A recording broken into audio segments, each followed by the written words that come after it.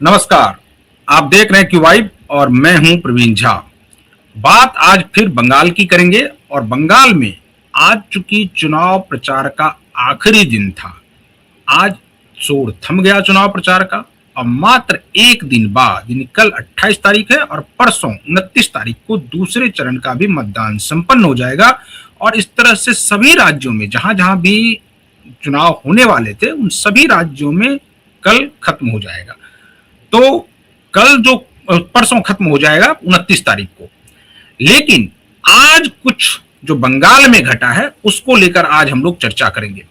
चर्चा क्या करेंगे कि एक तो खास करके गृह मंत्री अमित शाह ने कहा कि आप लोगों को यानी कि वहां की जनता से उन्होंने एक प्रकार से अपील की कि आप लोगों को डरने की कोई जरूरत नहीं है, क्योंकि अगले 60 दिन यानी कि 4 मई को जब नतीजे आएंगे उसके बाद भी अगले 60 दिन तक पैरामिलिट्री फोर्स बंगाल में ही रहेगा।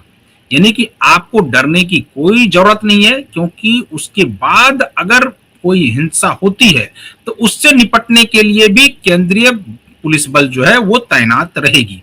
यानी कि एक प्रकार से ये साफ मैसेज दिया गया कि अब आप लोग निर्भीक होकर बाहर निकलिए और मतदान केंद्र पर जाकर मतदान कीजिए, किसी से डरने की कोई जरूरत नहीं है। लेकिन वहीं दूसरी तरफ एक और खबर आती है कि कुछ जगहों पर जो है वो टीएमसी के कार्यकर्ता और बीजेपी के कार्यकर्ताओं में नोकझोंक हो जाती है, कुछ जगहों पर और भी हुई।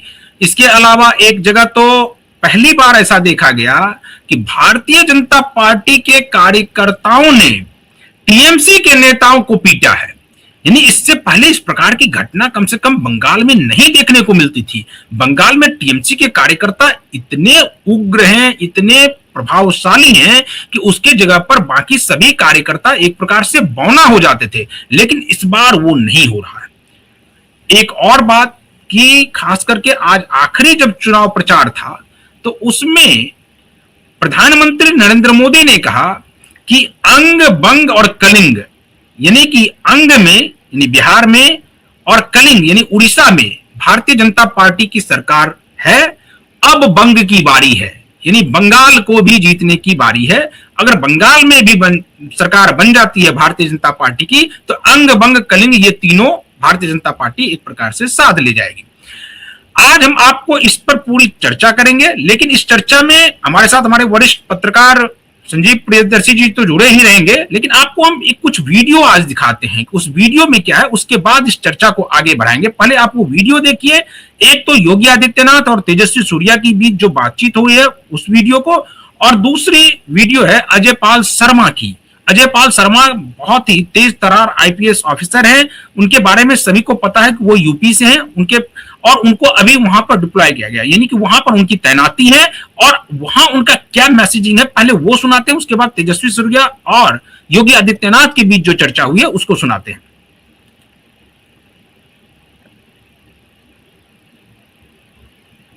किसी ने बदमाशी करी तो उनका कायदे से इलाज किया जाएगा। फिर अगर कहीं से खबर आ गई कि किसी ने कोई खुराफात करने की, किसी को परेशान करने की कोशिश की है तो फिर उसकी खबर फिर अच्छे से लेंगे हम। ये जहांगीर के घर वाले भी खड़े हैं, उसको बता देना कायदे से। ये बार बार जो खबरें आ रही हैं कि उसके लोग धमका रहे हैं तो फिर अच्छे से खबर लेंगे, फिर बाद में रोना पछताना मत। तो आपने सुना अजय पाल शर्मा को, अब सुनिए एक बार तेजस्वी सूर्या और योगी आदित्यनाथ। ये टीएमसी के कुशासन से सबसे ज्यादा त्रस्त प्रदेश के वेस्ट बंगाल के युवा हैं। मैं आपसे रिक्वेस्ट करता हूं उनके लिए एक मैसेज दीजिए। जिस टीएमसी ने यहाँ के युवाओं के सामने पहचान का संकट खड़ा किया है, अपने टेरर से, अपने माफिया राज से, अपने करप्शन से, यह सबसे अच्छा उपयुक्त समय है कि उस टीएमसी को पहचान का मोहताज बना दे। और बंगाल के युवाओं का मेरा आह्वान होगा कि भारत की विरासत और भारत को प्रेरणा देने वाली बंगाल के पावन धरा आज टीएमसी के कुशासन से, इसके गुंडा राज से मुक्त होने का उत्तम अवसर है।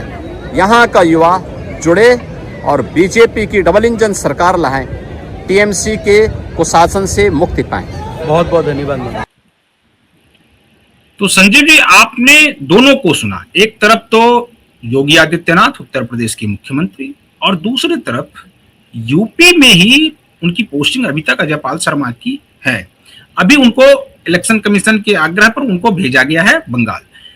आपको क्या लगता है, ये किस प्रकार की मैसेजिंग है कि क्या मतदाता बिल्कुल ना डरे, इस बार मतदाता भयमुक्त होकर मतदान करें? नमस्कार आपको और आपके दर्शकों को। निश्चित रूप से, और ये चूंकि देखिए साउथ बंगाल जो है बीजेपी के लिए सबसे बड़ी चुनौती है, जहां इस फेज में चुनाव है। अगर बीजेपी ने यहाँ 40% भी सीटों पर जीत हासिल कर ली तो हो सकता है कि बंगाल में राइटर्स बिल्डिंग में भगवा फहरा। और इस इलाके के जो भद्रलोक हैं उनके साथ दो तरह की समस्या है यहाँ ज्यादातर इस इलाके में, और ये इलाका कोई छोटा मोटा इलाका नहीं है, लगभग 144-145 सीटें हैं इस इलाके में। इसमें दो तरह की समस्या है। एक तो टीएमसी के गुंडों का भय, वो क्या करते हैं, बम मार देना, बम फेंक देना, एक आध जगह गोली चला देना, और वो बेचारे शहरी लोग डर जाते हैं इस घटना से, फिर बाहर नहीं निकलते, और या निकलते तो डर के मारे टीएमसी को वोट देते थे। तो इसलिए पहली बात भय को समाप्त कर, और भय को समाप्त करने के लिए क्या था कि टीएमसी के गुंडों को जो है उनको उनके घर में कैद कर देना था। और इसमें निश्चित रूप से चुनाव आयोग मुझे लगता है उनको क्रेडिट जाता है। जैसे एक बार बिहार में के एन राव जी जो थे, जिन्होंने चुनाव कर, केजे राव जी जिन्होंने चुनाव करवाया था, या इससे पहले टीएन सेशन ने चुनाव करवाया था। हाँ, टीएन सेशन ने भी जब चुनाव करवाया था, मुझे लगता है उसी तरह का ज्ञानेश कुमार जी को क्रेडिट जाता है। भले विपक्षी दल कुछ भी बोले, लेकिन ये तो सोचिए कि कल ही तो कांग्रेस के वर्कर की हत्या की गई थी आसनसोल में, और वो टीएमसी वालों ने की। इसलिए जो बंगाल हिंसा के लिए जाना जाता था प्रवीण जी, पिछले बार इतने सीटों पर चुनाव में 54 लोगों की जान गई थी, बेगुनाह लोगों की, चाहे वो टीएमसी के हो या बीजेपी को या कांग्रेस या सीपीएम, उससे मतलब नहीं है। 54 लोग थे जिन्होंने की जनता है, अंतोगत्वा तो बंगाल की जनता है, बंगाल की जनता है। तो बिल्कुल सबसे बड़ी बात है कि वो फियर साइकोसिस यानी डर की भावना को निकाल फेंकने की कोशिश हुई है, और मुझे लगता है कि इसमें बहुत हद तक सफलता मिली है प्रशासन। दूसरी बात क्या थी कि आप अगर इधर कोलकाता, हुगली, ये सब नॉर्थ 24 परगना, साउथ 24 परगना में इधर जाएंगे तो आपको पता चलेगा कि जैसे अपार्टमेंट है, मोहल्ले हैं, वहां बाहर कुर्सी लगा के बैठ जाते थे। कौन बैठते? क्लब वाले, जो क्लब चलाते हैं। क्लब कल्चर बंगाल का मशहूर है। पहले इसमें सीपीएम के होते थे गुर्गे, उन सीपीएम के गुर्गे पहले टीएमसी में आए, और फिर अब उनके बाल बच्चे इसमें रहते हैं, और यही सिंडिकेट है। तो इससे वहां की आम जनता त्रस्त है प्रवीण जी। त्रस्त मैं बताऊं कैसे, इसका अनुमान भी उत्तर भारत के लोगों को नहीं होगा, यहां तक कि बिहार के लोगों को भी नहीं है। मैं एक उदाहरण देता, अगर इस इलाके में ये 144-45 जहां सीटें पड़ रही हैं, और ये पूरा साउथ बंगाल का इलाका, यहां किसी एक घर में अगर पुनर्निर्माण करना है तो वो गुंडा टैक्स देना है उसको। वो जो जनरल सेक्रेटरी है उस क्लब का, हाँ, उस क्लब का जो जनरल सेक्रेटरी है वो कहीं वार्ड मेंबर है, कहीं वो 2-4 पोलिंग बूथ को संभालता है, और उसको बिना चढ़ावा चढ़ाए बेचारा कोई आम आदमी अपना घर नहीं बना सकता। आप सोचिए, तो अंदर से घुटन तो बंगाल में है ही। अब देखते हैं कि उस रूप में अगर निकल गए लोग और वो डर समाप्त हो गया, तो फिर आप जान लीजिए कि